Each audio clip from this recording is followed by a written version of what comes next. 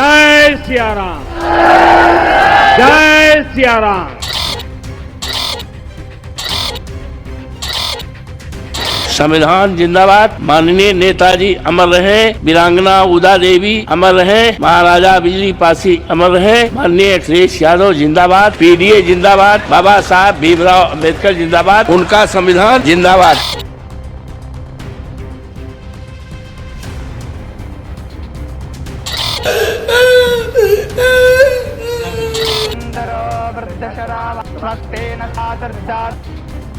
अभी तक तो नहीं मिला, अगर दिला सको भैया तो दिला दो। आपने कितने लोगों को न्याय दिलाया? आपने बड़े से बड़े लोकतंत्र रक्षक सेनानी, आइए लोकतंत्र रक्षक सेनानी ये खड़े हमारे साथ, अवधेश जी, राजा अयोध्या।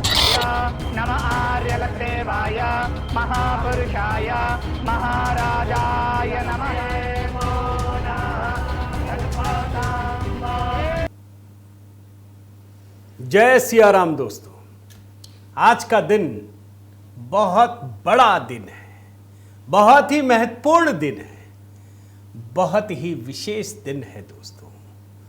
आज अयोध्या में भगवान राम के मंदिर जो निर्माण चल रहा था वो एक तरीके से पूर्ण हो गया है। वहां ध्वजारोहण का कार्यक्रम कर दिया गया है और इसका मतलब यह है कि जिसका सपना हमने सैकड़ों वर्षों से देखा था, और एक समय तो ऐसी स्थिति थी कि कल्पना भी नहीं कर सकते थे कि क्या वाकई हमारे जीते जी अयोध्या में राम मंदिर बन भी पाएगा, वो पूर्ण हो गया है दोस्तों। ये जो कार्यक्रम है ना, धर्म ध्वजा फहराने की, इस घटना का बड़ा महत्व है। आप सहमत हो असहमत हो, आपका स्वागत है, लेकिन मैं इसकी तुलना कैसे करता हूं जरा सोचिए।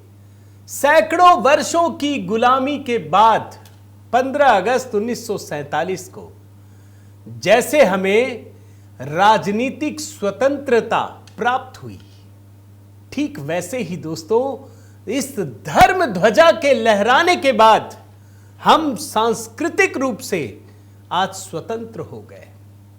हम कोई भी काम कर सकते हैं, और जब इतनी बड़ी घटना हो तो चमत्कार होंगे नहीं? चमत्कार हुए दोस्तों। मैं तो सिर्फ 2 चमत्कार आज दिखाऊंगा। ऐसे चमत्कार, कहते हैं ना कि जो राम नाम की महिमा है ना वो अपरंपार है। वो क्या क्या हो सकता है। अभी तो बिहार में एक कोई भोजपुरी सिंगर कह रहा था ना कि हम ब्रह्मा की लिखी लकीर मिटा देंगे, खुद ही मिट गए। यहां तो भगवान राम की नगरी में कैसे चमत्कार हुए आज जरा आपको मैं दिखाऊंगा दोस्तों। लेकिन मेरा आपसे निवेदन है दोस्तों, आज तो एकदम आग्रह है, विशेष आग्रह आपसे, कि पहला कमेंट जय सिया राम जरूर लिखिएगा। आज का दिन इसलिए भी विशेष है दोस्तों, आज प्रधानमंत्री मोदी रामायण से लेकर महाभारत तक की यात्रा कर रहे हैं, कर चुके हैं एक तरीके से कुरुक्षेत्र में। आज गुरु तेग बहादुर जी का 350वां जो एक बहुत बड़ा अवसर है, ये भी आप जानते हैं। तो आज की कहानी में कैसे मोदी योगी ने पूरा का पूरा खेल पलट दिया है, कैसे आज धर्म ध्वजा लहराने के बाद 2 बड़े चमत्कार हुए हैं, इसी की कहानी आपके सामने रखना चाहता हूं। आपसे निवेदन है दोस्तों, जय सिया राम पहला कमेंट, उसके बाद कुछ भी कमेंट। और दूसरा देखिए, हमने हरे राम हरे कृष्ण यही चैंटिंग इस बार डाला है दोस्तों HB मेलोडी पर। तो उस गीत को अगर आपने नहीं देखा है, मंत्र को, तो जरूर देखिए, आपको अच्छा भी लगेगा। और साथ ही दोस्तों संघ की अनसुनी कहानियां, इस पर आपके इतने सारे कमेंट मिले हैं, मैं अभिभूत हूं और आपका धन्यवाद कहता हूं दोस्तों। आपसे एक और निवेदन है कि अगर आप चाहें तो इस पुस्तक पर अपना वीडियो बनाकर अपनी राय जरूर प्रकट कीजिए और मुझे व्हाट्सएप कर दीजिए। व्हाट्सएप नंबर डिस्क्रिप्शन में भी है और स्क्रीन पर भी है। मैं आपके वीडियो भी अपने इस वीडियो में शेयर करूंगा। अब आइए शुरू करते हैं दोस्तों। राम मंदिर के शिखर पर धर्म ध्वजा फहरा दी गई है। 161 फीट ऊंचे शिखर पर यह धर्म ध्वजा फहराई गई है। प्रधानमंत्री मोदी और सरसंघ चालक मोहन भागवत जी दोनों मुख्य अतिथि और हाथ जोड़कर भगवान राम को नमन करते हुए प्रधानमंत्री मोदी ने जिस भाव भंगिमा के साथ इस धर्म ध्वजा को फहराने का काम किया, वो इस देश के लोगों को भाव विह्वल करने के लिए काफी था। 7,500 से अधिक लोग यहां पर मौजूद थे। धर्म ध्वजा जो है दोस्तों, वो लगभग 22 फीट लंबा, 11 फीट चौड़ा है। इस पर कोविदार वृक्ष, सूर्यवंश का प्रतीक और ओम अंकित है। जरा मैं आपको पहले वीडियो दिखाता हूं साथ के साथ, ये धर्म ध्वजा लहराने की तस्वीर। मैं फिर से इसके बारे में कुछ विशेषताएं बता देता हूं, आप देखिए। 22 गुना 11 फीट की लंबाई और चौड़ाई है। विशेष पैराशूट फैब्रिक और रेशमी धागों से यह निर्मित है। तीनों मौसम के साथ तेज हवा झेलने में यह सक्षम है। ध्वज का रंग केसरिया, जो धर्म, त्याग और साहस का प्रतीक है। 3 चिन्ह अंकित हैं। सूर्य यानी सूर्यवंश का प्रतीक, ओम सृष्टि का मूल, और तीसरा कोविदार वृक्ष यानी इक्ष्वाकु वंश का राज चिन्ह। आप देख रहे हैं ना, ध्वजा को मंदिर के 161 फीट ऊंचे शिखर पर लगे 42 फीट ऊंचे ध्वज दंड पर फहराया गया है। और ध्वज दंड जो है दोस्तों, वो 360 डिग्री घूमने वाले चैम्बर में स्थापित है। ये है इसकी खासियत। दूर से ही, पता नहीं कितनी दूर से, अब जब जाऊंगा मैं तब मैं देखूंगा कि कहां कहां से ये चीजें दिखेंगी। अब आप सोचिए, भारतवर्ष के इतिहास में दोस्तों सैकड़ों वर्ष के संघर्ष के बाद यह शुभ घड़ी आई है। एक भी लेफ्ट लिबरल इंडिया अलायंस के लोगों ने ट्वीट नहीं किया। इस देश के बहुसंख्यक आबादी को विश नहीं किया, कोई नहीं। न राहुल गांधी, न सोनिया गांधी, न मल्लिकार्जुन खड़गे, न प्रियंका वाड्रा, न अखिलेश यादव, ममता बनर्जी, अरविंद केजरीवाल, तेजस्वी यादव, रविंद्र रेड्डी, किसी का भी नाम ले लीजिए। अगर मिला हो तो मुझे कमेंट में डाल दीजिएगा। किसी ने नहीं। अगर अभी देखिए कहीं बाबरी मस्जिद बन जाए ना, कई लोग कह भी रहे हैं, आप देखिएगा सारे एकदम से भाव भंगिमा से भर जाएंगे। लेकिन हिंदू धर्म के प्रति इनकी भावनाएं कैसी है, जरा सोचिए। किसी ने एक शब्द नहीं कहा, किसी ने नहीं कहा। किसने कहा, अभी वो चमत्कार में दिखाऊंगा मैं आपको। प्रधानमंत्री मोदी इस मौके पर एक छोटा सा बयान क्या कहते हैं। ये जो धर्म ध्वजा है वो दरअसल सिर्फ एक ध्वजा नहीं है, ये भारतीय सभ्यता के पुनर्जागरण का ध्वज है। एक छोटा सा बयान सुनाता हूं, फिर मैं असली कहानी पर भी आता हूं। भगवान श्री राम के गर्भगृह की अनंत ऊर्जा, श्री राम परिवार का दिव्य प्रताप इस धर्म ध्वजा के रूप में इस दिव्यतम भव्यतम मंदिर में प्रतिष्ठापित हुआ। और साथियों, ये धर्म ध्वजा केवल एक ध्वजा नहीं, ये भारतीय सभ्यता के पुनर्जागरण का ध्वज है। अब जब धर्म ध्वजा लहरा रही हो, पताका फहरा रही हो, अब वहां विघ्न डालने वाले ना हो, ऐसा कैसे हो सकता है भैया। इंडिया अलायंस, जहां समाजवादी पार्टी जो सनातन धर्म के उन्मूलन की बात करते हो, वो बाइट तो नहीं देंगे, चुपचाप ही रहेंगे, लेकिन खलल ना डालें, ये कैसे होगा। तो मैं जरा आपको 2 विंडो से ही शुरू करूंगा दोस्तों। यहां के सांसद हैं अवधेश प्रसाद। मैं बार बार आपको कहता था ना, अखिलेश यादव, राहुल गांधी के लिए ये एक शोपीस बने हुए थे। इनका भगवान राम से कोई लेना देना नहीं है। अभी मैं आपको दिखा दूंगा। ये वो पार्टी है दोस्तों, समाजवादी पार्टी, जिसको नफरत है, बेइंतहा नफरत हिंदुओं से है, जिन्होंने राम भक्तों पर गोलियां चलवाई और यह भी कहा कि बहुत अच्छा किया, फिर चलवाएंगे जब मौका मिलेगा। गर्व प्रकट करते हैं जिसके अखिलेश यादव ने राम मंदिर के जो उद्घाटन समारोह था ना, उसका बहिष्कार किया था। मैं टू विंडो में क्या दिखा रहा हूं आपको बता देता हूं। अवधेश प्रसाद माहौल बनाए हुए थे, हमको न्योता नहीं मिला, हमको न्योता नहीं मिला, देखिए 3 बज गया, अरे 2 बज गया, 4:30 बज गया, न्योता नहीं मिला। अच्छा ही किया नहीं मिला होगा तो, कहीं झूठ बोल रहा हूं वो भी देखा जाएगा। ये व्यक्ति दोस्तों जब अयोध्या से जीत कर पहुंचे थे ना, शपथ लिया था इन्होंने। टू विंडो में आपको दिखा रहा हूं, बड़े गौर से देखिएगा, इसको लोगों तक पहुंचाइएगा। ये सब कुछ जिंदाबाद बोलते हैं, संविधान जिंदाबाद जरूरी है, होना ही चाहिए, सब कहते हैं, लेकिन उसके साथ मुलायम जिंदाबाद, अखिलेश जिंदाबाद, पीडीए जिंदाबाद, लेकिन राम का नाम नहीं लिया एक बार भी। वो अचानक से कहने लगे हमको निमंत्रण दिला दो, हमको निमंत्रण दिला दो।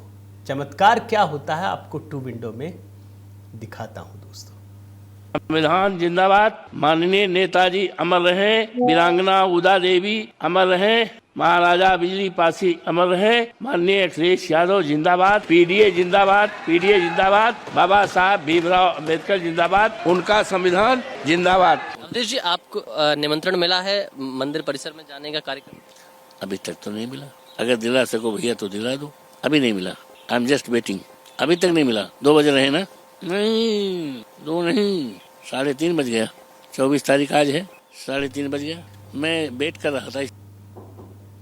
अवधेश प्रसाद जिन्होंने पता नहीं कब गए, इस साल मैं देख रहा था रामनवमी में, गए ही नहीं राम मंदिर। भाई जो व्यक्ति अयोध्या का सांसद होगा वो तो हर काम ही भगवान राम से शुरू करेगा। आज अचानक से चूंकि विघ्न डालना है ना इनको इतने बड़े कार्यक्रम में, इसके बाद ट्वीट किया इन्होंने, मैं ट्वीट दिखाता हूं। रामलला के दरबार में धर्म ध्वजा स्थापना कार्यक्रम में मुझे न बुलाए जाने का कारण मेरा दलित समाज से होना है, तो यह राम की मर्यादा नहीं, किसी और की संकीर्ण सोच का परिचय है। राम सबके हैं, मेरी लड़ाई किसी पद या निमंत्रण की नहीं, सम्मान, बराबरी और संविधान की मर्यादा की है। लिख देते अखिलेश की सोच की है, मुलायम यादव के सपने की है, बड़ा अच्छा है। लेकिन क्यों ये चमत्कार है आप जानते हैं? अभी आपको मैं वो हिस्सा दिखाता हूं दोस्तों, आपको सब समझ में आ जाएगा। आज ये दलित बन रहे हैं। अभी एक दलित लड़की का किसी इनके शांति प्रिय समुदाय के लड़के आरोपी थे, तो दलित को भूल गए। उस मुस्लिम लड़के का नाम पूछा गया, जानते हैं? बोला हम नहीं जानते, आई डोंट नो। चुनाव आया तो दलित बोल के रोने लगे। इनका दलित प्रेम तभी तक है जब चुनाव हो या विघ्न डालना हो, और अगर किसी शांति प्रिय समुदाय से हो गई दलित की टक्कर तो ये दलित को छोड़ देते हैं, भूल जाते हैं। आपको बता रहा हूं मैं। और आपको एक चीज दिखाता हूं, ये तो आज राम राम कर रहे हैं ना, एक चैनल है उसमें इनसे कहा कि बोलिए जोर से जय सिया राम, बोले ही नहीं, फिर बोले कि अरे एक बार तो बोल दीजिए, नहीं बोले। नफरत है इनको राम नाम से। बोले अरे आप अयोध्या के सांसद हैं, राम मंदिर के सामने जीते हैं, बोला ही नहीं। अरे आरएसएस वाले को बोलते हैं ना कि झंडा नहीं फहराते तिरंगा, कांग्रेसी पहुंच गए, बोले आइए ना, झंडा भी फहराया, तिरंगा भी फहराया, चाय भी पिलाया, नाश्ता भी कराया, उसका फूलों से स्वागत भी किया। इस व्यक्ति ने राम का नाम तक नहीं लिया। दोस्तों आपको दिखाता हूं, वीडियो देख लीजिए। जोर से बोलिए जय जय सिया राम। जय जय सिया राम नहीं बोल रहे हैं। अवधेश जी राम की नगरी में जीते हैं, राम मंदिर के सामने जीते हैं। अब दलित समाज क्या होता है, दलित समाज किस तरीके से धर्म की स्थापना करता है, भगवान राम के सबसे प्रिय, अरे भैया महर्षि वाल्मीकि, प्रधानमंत्री मोदी ने उनका मंदिर बनाया। सप्तऋषि राम मंदिर के गर्भगृह में पहुंचने से पहले प्रधानमंत्री मोदी ने सप्तऋषियों के दर्शन किए, महर्षि वाल्मीकि के दर्शन किए। बोले राम भेद नहीं करते, भाव में है। राम भेद में नहीं, भाव में है। ये भेद करने वाले लोग हैं। जरा वो बयान सुनाता हूं प्रधानमंत्री मोदी का, सुनिए। बहुत खुशी है कि राम मंदिर का दिव्य प्रांगण भारत के सामूहिक सामर्थ्य की भी चेतना स्थली बन रहा है। यहाँ 7 मंदिर बने हैं। यहाँ माता शबरी का मंदिर बना है जो जनजातीय समाज के प्रेम भाव और आतिथ्य परंपरा की प्रतिमूर्ति। यहाँ निषादराज का मंदिर बना है। ये उस मित्रता का साक्षी है जो साधन नहीं साध्य को उसकी भावना को पूजती है। यहाँ एक ही स्थान पर माता अहिल्या है, महर्षि वाल्मीकि है, महर्षि वशिष्ठ है, महर्षि विश्वामित्र है, महर्षि अगस्त्य है और संत तुलसीदास। राम लला के साथ साथ इन सभी ऋषियों के दर्शन भी यहीं पर होते हैं। यहाँ जटायु जी और गिलहरी की मूर्तियां भी जो बड़े संकल्पों की सिद्धि के लिए हर छोटे से छोटे प्रयास के महत्व को दिखाती है। मैं आज हर देशवासी से कहूंगा कि वो जब भी राम मंदिर आए तो 7 मंदिर के दर्शन भी अवश्य करें। देखा आपने दोस्तों, ये होता है दलित समाज का भाव और उनके प्रति समर्पण का भाव। आपको जानते हैं अयोध्या में कई कार्यक्रम होते हैं, जैसे दीपोत्सव, बहुत बड़ा कार्यक्रम, वहां भी नहीं गए। फिर वहां बोलने लगे हमको निमंत्रण नहीं मिला। संत समाज के लोगों ने तब कहा कि ये तो नमाज पढ़ने चले गए। यही इनकी असलियत है। और पिछले कई दिनों से दोस्तों, बल्कि महीनों से कहिए, ये दिख ही नहीं रहे थे। तब अयोध्या के संत समाज के लोगों कहने लगे कि अरे भैया कहां गए, कहां लापता हो गए, उनकी तलाश कीजिए। लेकिन अखिलेश प्रसाद की कहानी इतनी ही नहीं है दोस्तों। अवधेश प्रसाद की कहानी जरा आपको, अखिलेश यादव जिनके ये माला जपते रहते, अखिलेश यादव की जय, अखिलेश यादव की जय कीजिए, कोई बात नहीं, आपके नेता हैं। अखिलेश यादव ने क्या किया आप जानते हैं? भगवान राम के मंदिर के उद्घाटन के समारोह का तो बाइकॉट किया ही, इन्होंने अपने सांसद को, अवधेश को, अयोध्या का राजा बता दिया। शर्म नहीं आई? अरे भगवान राम पूरी दुनिया के राजा हैं। हम अयोध्या में हो, हम बिहार में हो, बंगाल में हो, दिल्ली में हो, कहीं भी हो, हमारे राजा वही हैं। इन्होंने उनको राजा बता दिया। सुनिए ना बयान। लोकतंत्र रक्षक सेनानी आइए, लोकतंत्र रक्षक सेनानी ये खड़े हमारे साथ, अवधेश जी, राजा अयोध्या। अब कोई राजा को बुला सकता है भाई? ध्वजा लहराने में कोई बुला सकता है? आज ये उसका विघ्न डालने की कोशिश कर रहे हैं। लेकिन मैं मानता हूं कि चलो बहुत अच्छी बात है, परिवर्तन तो हुआ। अगर ना बुलाया हो तो अगली बार तो जरूर ये लोग बुलाएंगे। आइए जरा हम देखें, फिर कुछ नया खलल डालेंगे। प्रधानमंत्री मोदी ने दोस्तों इस मौके पर जो ट्वीट किया ना, वो जरूर देखना चाहिए। 7 मंदिरों के सभी 7 ऋषियों और महाभागवतों की उपस्थिति से ही रामचरित पूर्ण होता है। महर्षि वशिष्ठ, महर्षि विश्वामित्र, महर्षि अगस्त्य से वन गमन के समय चर्चाएं ज्ञान हुई। फिर देखिए, आदि कवि महर्षि वाल्मीकि ने अलौकिक रामायण विश्व को प्रदान की। देवी अहिल्या, निषादराज एवं माता शबरी ने महान भक्ति का उदाहरण प्रस्तुत किया और हम प्रभु राम के उस समरस आदर्श से परिचित हो पाए जिसमें उन्होंने खुद कहा है, कह रघुपति सुनु भामिनी बाता, मानव एक भक्ति कर नाता। अवधेश प्रसाद ये कभी समझ नहीं पाएंगे, कभी नहीं समझ पाएंगे दोस्तों। अब देखिए, एक चमत्कार तो आपको दिखाया, दूसरा भी दिखाता हूं। अखिलेश यादव, उन्होंने भी इशारा किया, अरे ये वही पार्टी है मुलायम सिंह यादव की जिन्होंने राम भक्तों पर गोलियां चलवाई थी।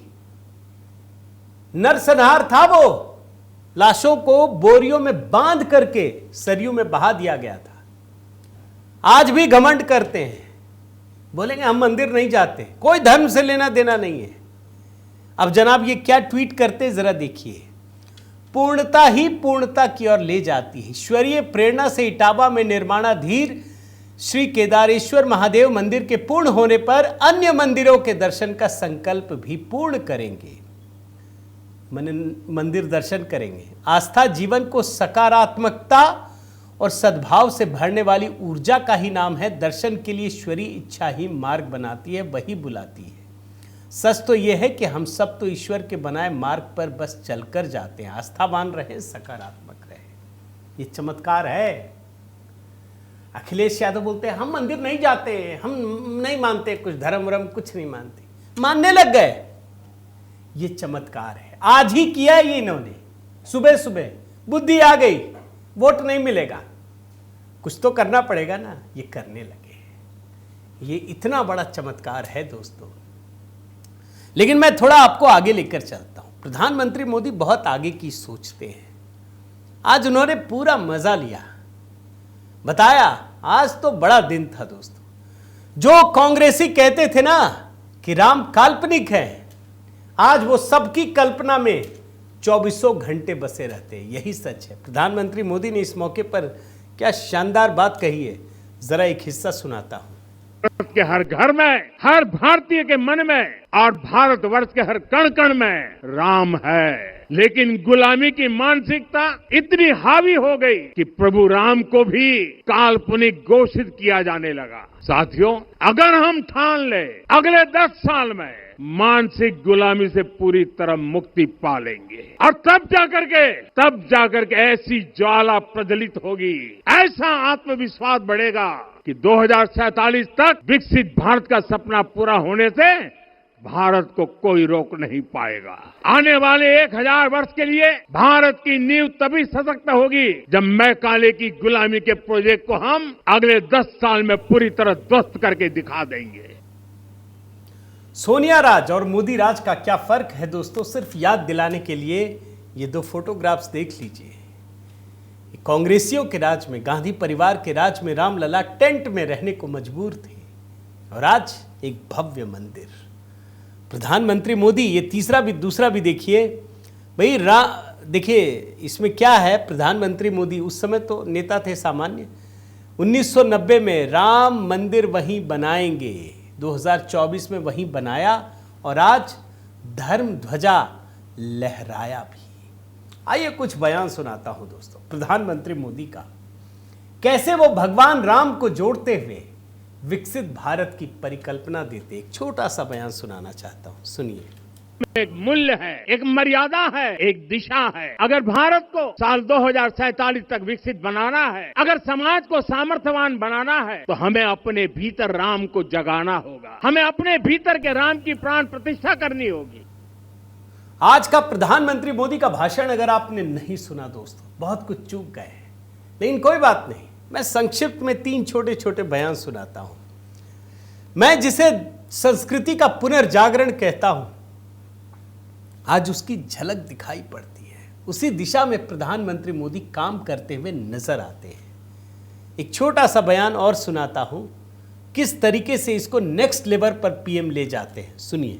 कहता हूं, देश को आगे बढ़ना है तो अपनी विरासत पर गर्व करना होगा। साथियों, अपनी विरासत पर गर्व के साथ साथ एक और बात भी महत्वपूर्ण है, और वो है गुलामी की मानसिकता से पूरी तरह मुक्ति। आज से 190 साल पहले,